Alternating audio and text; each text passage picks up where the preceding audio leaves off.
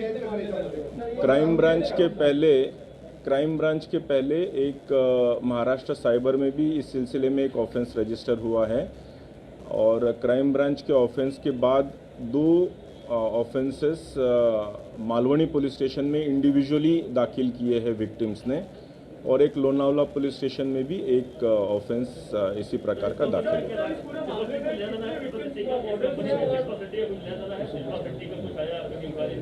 सुना ही नहीं दिया प्लीज।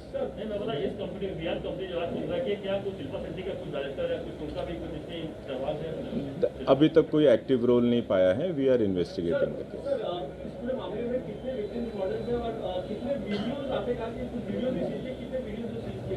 वीडियोस की संख्या तो काफ़ी है। अभी मॉडल्स अभी आपके ज़रिए we would appeal to the victims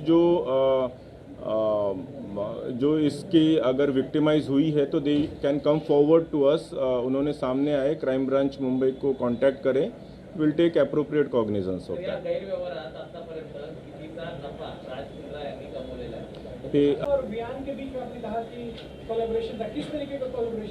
content creation और publishing.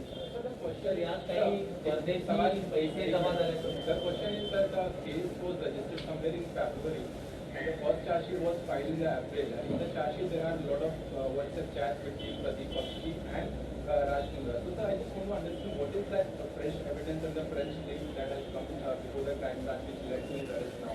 Yes. Yeah, it was investigation is a process. During investigation, there were certain hitches, but we overcame those hitches. And in the fresh office search that we conducted yesterday, we found lots of incriminating evidences based on which we arrested them. Sir, what were those hitches? Because the charge sheet was filed in April only, which had the chats which you guys have as evidence. And so why the delay of this? What kind of? Yeah, there were many electronic evidences also to be proven. Some accounts were to be verified, transfer of money and real ownership of the accounts and the content and the publisher was to be verified beyond doubt before we could take some coercive action.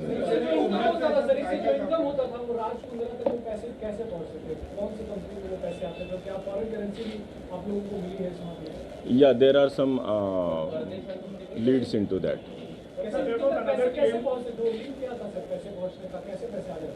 That was account to account transfer also. Electronic transfer of money. Yeah. Arms Prime, yeah.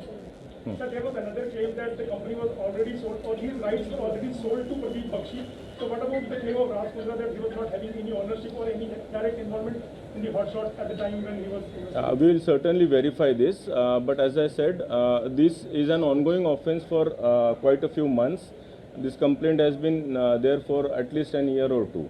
So was there any involvement of Raj Mundra even after his claim of being rights sold to Pradeep Bakshi? Operations were all looked after by his company only. Even after his claim? Yeah. Yesterday's search has shown all the electronic evidences recovered from his own office. Have we been able to establish something on these lines that because of the lockdown, this business actually bloomed more in the lockdown year? I mean, that's a genuine distinction. Mundra is claiming in one of his WhatsApp chats.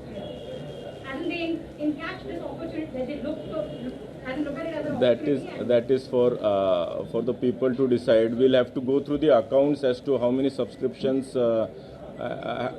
Is there any increase in the number of subscriptions? We'll definitely go through that.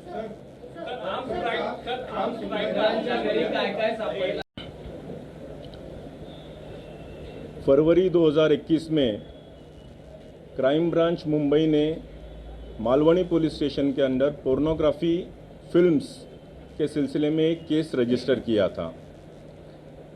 उसी case के progress के तहत आज की ये press conference है। उस case में ऐसा निष्पन्न हुआ था कि जो नए कलाकार होते हैं, स्पेशली महिला कलाकार जो होते हैं, इनको प्रलोभन दिया जाता है, इनको आमिष दिया जाता है कि आपको एक अच्छी वेब सीरीज़ हम दे सकते हैं या कोई शॉर्ट स्टोरीज़ में आपको हम अच्छा ब्रेक दे सकते हैं।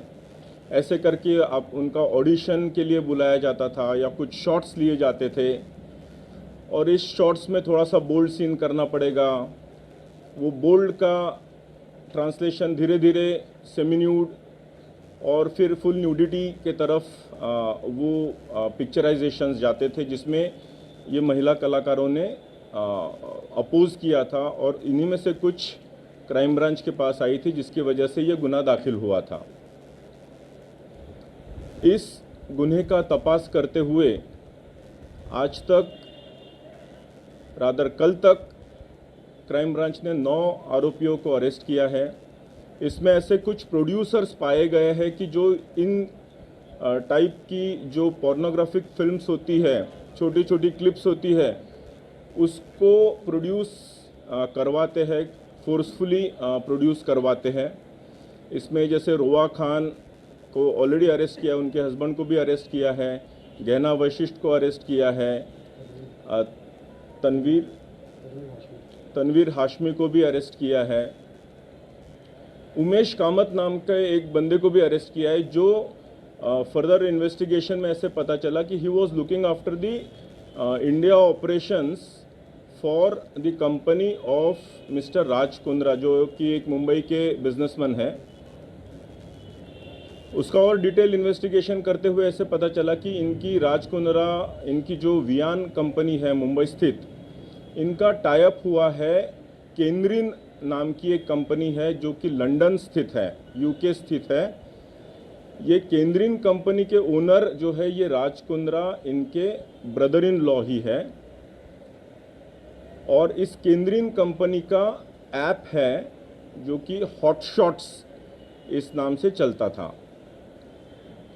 इस हॉटशॉट्स पे ये जो भी कंटेंट क्रिएट किया जाता था, ये कंटेंट राज कुंद्रा और केंद्रीन की कंपनी खरीदती थी और उसको पब्लिश करती थी हॉटशॉट्स नाम के ऐप के ज़रिए।